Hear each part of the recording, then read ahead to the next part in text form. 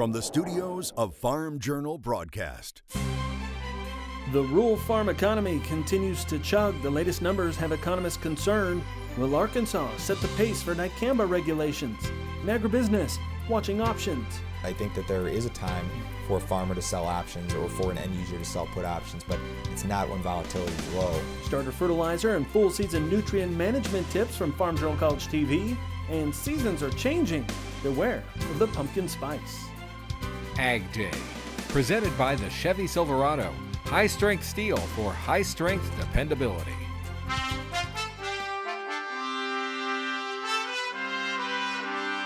Good morning, I'm Clinton Griffiths. While USDA expects improvements to the farmer's income picture, bankers say the rural economy in August had a serious slump. With just 3 months left in the year, the Creighton University Rural Main Street Index fell to its lowest level for 2017. The monthly RMI is based on surveys with bank CEOs and farming communities of a 10-state region. Based on a scale where 50 reflects neutral growth, the index slid to 39.6. That's about 3 points lower than last month. Now, here are the key results. Farmland prices declining for the 46th straight month, nearly 4 years now. Ag equipment sales have been below growth neutral for 49 straight months. Because of falling farm income, about half of the bankers surveyed said they were restructuring farm loans, and roughly 20% were increasing collateral requirements. Tyne Morgan talked with the economists who developed the RMI about current conditions. Tyne? As the 2017 harvest floods in, the latest Rural Main Street Index revealing a drop in farmers' financial conditions, sinking to the lowest level since December 2016. Look at wheat, you look at soybean, you look at corn, all three of the primary grains for this part of for the farmers in our survey region, not good. And of course the drought is compounding that. The latest drought monitor showing slight improvements across states suffering the most, like Montana and North Dakota, but it's too little, too late. It's failed to increase ag commodity prices. In other words, you'd expect a drought limiting supply to push up prices. It has not. As farmers sit on hefty supplies left over from last year, this year's harvest is projected to bring in the third highest corn yield ever. Goss says that's creating a vicious cycle weighing on prices. We call it in economics the cobweb theory. When prices are high in corn, you overproduce corn, and so you sort of circular till you finally get some equilibrium. And he says getting to that equilibrium is taking too long. The latest RMI also shows bank CEOs reported a 2.1% increase in farm loan defaults over the past year. That's a surprising factor in there, that delinquencies are up, bankruptcies, foreclosures are up, but not what you'd expect. We've had 4 straight years of declining farm income. But the reality is some farmers are facing below break-even prices again this year. So looking forward, Goss doesn't think the worst is behind the industry, expecting those rates to continue to climb. I don't think the bottom is in terms of, for example, foreclosures and delinquencies and bankruptcies. I think that's probably still, we've got a bottom there ahead of us. But the overall trend is we've stabilized at a not such a good, it's not a good position. In other words, it doesn't make you feel good. It's just you're not feeling it. The negatives are less negative.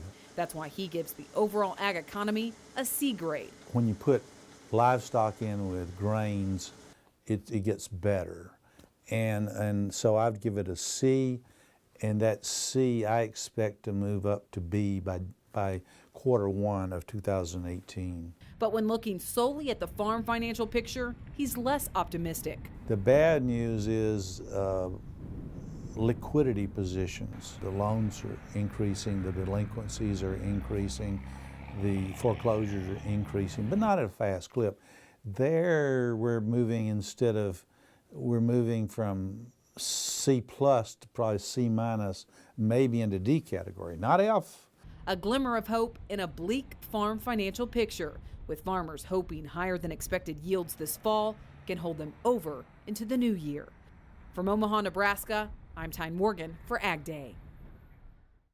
All right, thanks, Tyne. In the debate over dicamba, the state of Arkansas taking the lead in controlling how and when the herbicide is used. That decision could set the course for other states which are dealing with cases of dicamba drift. You may remember that the pesticide committee adopted a recommendation 2 weeks ago to allow the use of the weed killer from January 1st to April 15th next growing season. Now, the committee sent its recommendations to the full plant board. If approved there, it would then need to follow the legislative process up to the governor's desk. Now, as this story continues to develop, look for coverage on agweb.com. On Wednesday, farmers in Arkansas who support the use of dicamba filed a petition in response to the Arkansas ban. The group represents about a third of the state's soybean acres. The farmers say they want to be able to use the technology in season. In a joint statement, the farmers saying, quoting, now, they've seen firsthand the success of dicamba technology in controlling the presence of pigweed and have been impressed by significant improvements in yield. The farmers say there should be a May 25th cutoff date to use dicamba and a 1-mile buffer to reduce the risk of drift onto other fields. Farmers in at least 10 states have filed complaints against Monsanto and BASF claiming various levels of loss and crop damage due to dicamba-tolerant technology. Farmers say the chemistry caused damage by drifting away from where it was intended to go and damaged crops and trees that could not tolerate it. The number of lawsuits is expected to climb as farmers accuse the companies of negligence. But Indiana Ag attorney Todd Jansen says it can be difficult to prove. There definitely will be some challenges in proving the negligence action because the lawsuits are against Monsanto and BASF, and normally in a lawsuit over negligence you would sue the person that caused the negligence. So in this case that would normally be the applicator. But here, the lawsuit is against the company that put the product, dicamba, into the stream of commerce. Jansen, who does not represent any of the plaintiffs, says he expects dicamba will remain on the market, but there'll be additional restrictions. Monsanto and BASF, who developed dicamba products, have been vocal about their opposition to the Arkansas ban, calling it a major step backwards for farmers. Across the road, USDA releasing its annual Certified Organic Survey. It found that sales of organic ag products increased 23% in 2016. That's compared to the year before.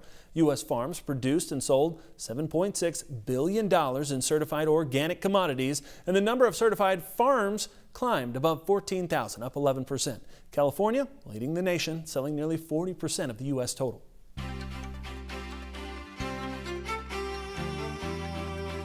Mike Hoffman joining us now for this first day of fall, and in many places, Mike, it doesn't feel like fall yet. Good morning, Clinton. Yeah, you're right. Even here in northern Indiana, the heat index at least has been over 90 degrees late this week. Over in Grayville, Indiana, Jim Smith is a farmer in the area and showed us around some fields. He says corn is behind this year. I guess it's good that it's warm then. Here are some ears from one row. Some are denting while others are still in the milk stage. USDA says Indiana's corn crop is rated 39% when it comes to maturity, 7 points behind the 5-year average. And this next picture was sent in from a viewer on agweb.com. A grower in McLennan County, Texas, says he worked hard to get cotton planted on his farm this year, which covered 650 acres. This producer says it's one of the best years for cotton ever in central Texas. Now taking a look at the weather map, you can see high pressure, and that's a hot high pressure dominating most of the southeast quadrant of the country. A couple of tropical systems in the Atlantic still. We'll talk about those, have your forecast, and have some hometown temps first. This is Machinery Pete, inviting you to check out my new website, machinerypete.com. Offering farmers tens of thousands of used equipment listings to search, let Machinery Pete help you find and value your next piece of used equipment.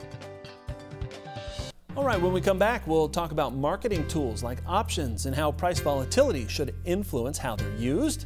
And later, talking starter fertilizer and full season nutrient management on Farm Journal College TV. Plus, this near $500 million industry is in full swing once again. Unlock the power of ag technology this December in Indianapolis at the first ever Ag Tech Expo. Learn all about it at farmjournalagtech.com.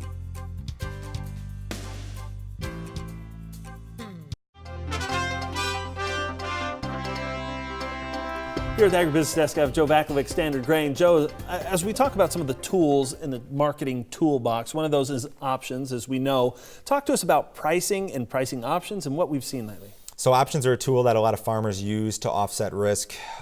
Maybe not what everybody is fully aware of is how we gauge the relative cost of an option. Okay. Volatility is a way to measure the relative cost. When volatility is low, that means that options are cheap on a relative basis to what we've seen in the past. When volatility is high, that means that options are a little bit more expensive. Right now, we've got low markets and we've got low volatility in the markets, meaning that trading ranges are a little bit tighter. Sure. We're not seeing the big ups and downs like we have during the last several years, right now at least. So option volatility right now is very, very low. What does that tell me? It tells me two things. One is that if you're somebody that needs to buy options, if you've got an excessive amount of risk in one direction, you can buy the options a little bit more affordably, again, on a relative basis.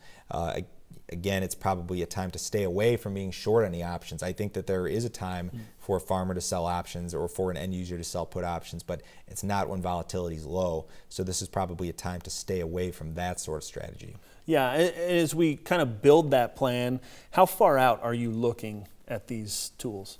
If we were to say have a nice post-harvest rally and a spike in volatility, I'd be fully comfortable seeing a producer sell some call options as far as December 2018, even out to say July 2019 on the 18 crop. Sure. If the price is right, if the strike price is right, if it's above cost of production, and if the volatility is giving you enough of a reward to take that risk. So I'm comfortable doing it pretty far out if it makes sense to me from a marketing standpoint. Yeah, so really it's just about kind of taking these choices and these tools that we have at our disposal and really putting them to work.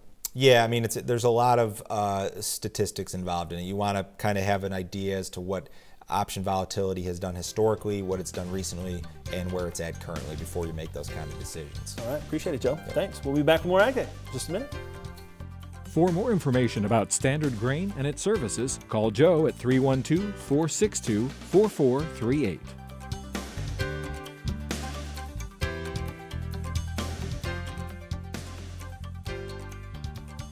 Unlock the power of ag technology this December in Indianapolis at the first ever AgTech Expo. Learn all about it at farmjournalagtech.com.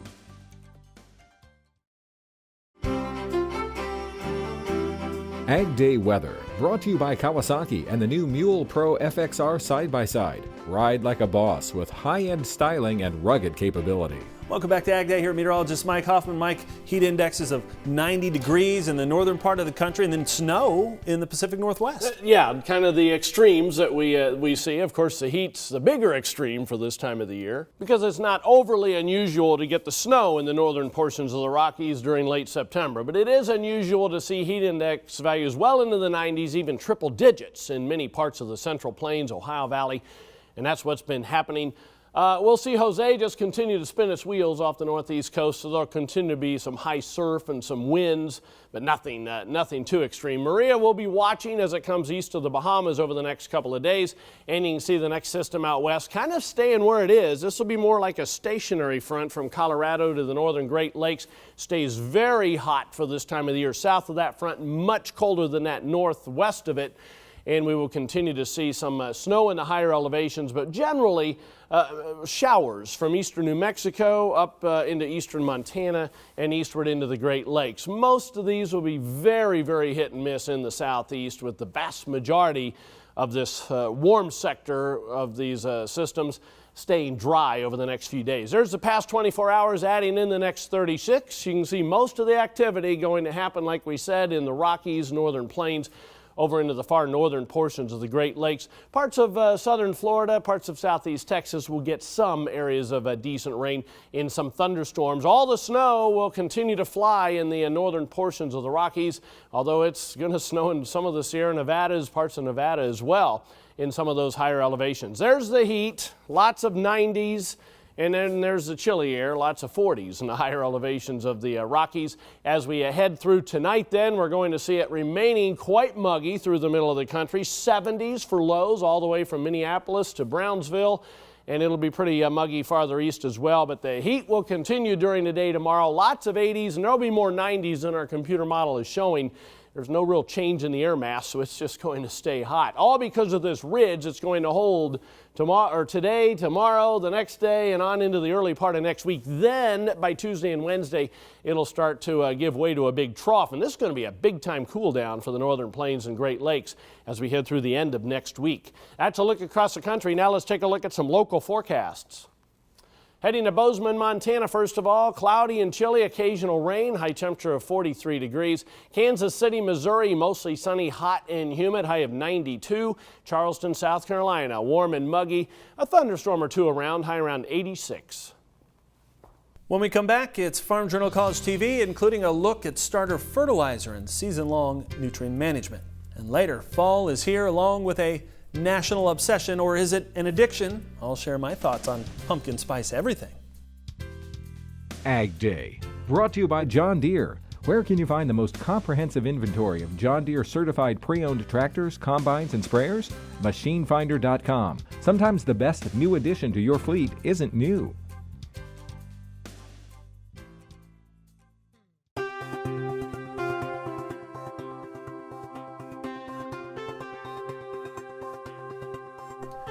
Agronomically, it's been a roller coaster year, and that makes planning for nutrient management a sure challenge. Well, I asked a couple agronomists about that recently during a discussion at the Farm Progress Show.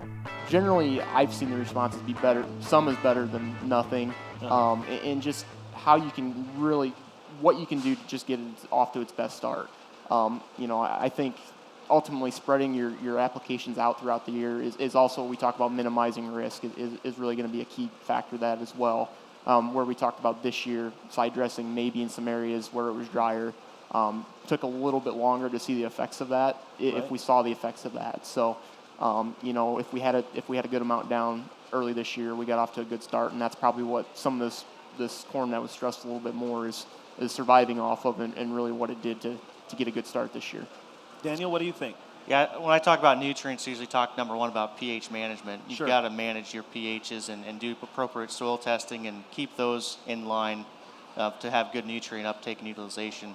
Secondly, just talking in general about nitrogen, and I challenge a lot of growers too that if they're not split applying nitrogen, they need to, because it's going to limit risk of loss and limit what you talked about of running out of nutrients late season. So the closer you can apply nitrogen to the uptake potential in corn, which is typically mass uptake in June, you're going to be better off in the long term for using nitrogen most efficiently. So, to me, those two things go hand in hand: pH management and then spreading out nitrogen applications. When we come back, a little fun commentary on this first day of fall.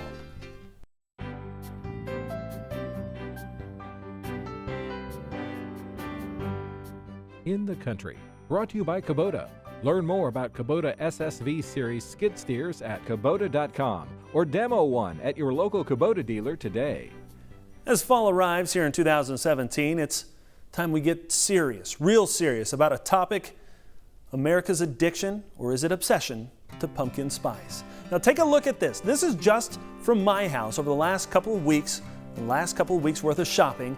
My freezer, bags of pumpkin spice coffee. Apparently we got a deal, but that's not enough. How about pumpkin spice creamer, pumpkin spice bagels, and pumpkin spice cream cheese to go on top? Out of the cabinets, this is what I gathered up, from pumpkin spice Twinkies to these little pumpkin spice waxy cubey things that are melting all over my house. When I was a kid, my mom never bought pumpkin spice anything except pumpkin spice, which she used in the pumpkin pie. Don't forget the sugar, Mom. This obsession with pumpkin spice has gone from the coffee lines of Starbucks, where every Tri-Delton town stood in their Ugg boots, cuddled in a scarf, waiting for fall to kick off a season-long obsession with venti PSLs, to this: build your own pumpkin spice hot dog. Yes, that's right, pumpkin spiced grilling meat. Frankly, get it? I'm worried. Did you know there are even pumpkin spice cough drops this year? They say this obsession is now worth a near $500 million a year. The use of the spice in food is up tenfold since 2004. What is it anyway? Well, pumpkin spice is made of ginger, cinnamon, nutmeg, cloves, and allspice. It does not include pumpkin. Don't be shocked like those kids in town who thought it did. It's the spice that goes in the pie, not the pumpkin itself. although this little seasonal guilty pleasure is helping move fresh pumpkin as well. According to Nielsen, fresh pumpkin sales hit $121 million last year, up 5% year over year. Nielsen says it looks like growth in this category is slowing down. They're even asking whether 2017 will be the year we see peak pumpkin. Well, that remains to be seen, but if my house is any indication, this little addiction has room to run. As they say in my home country, happy fall, y'all. Have a great week on your farm. AgDay is powered by Ram Trucks, America's longest-lasting pickups.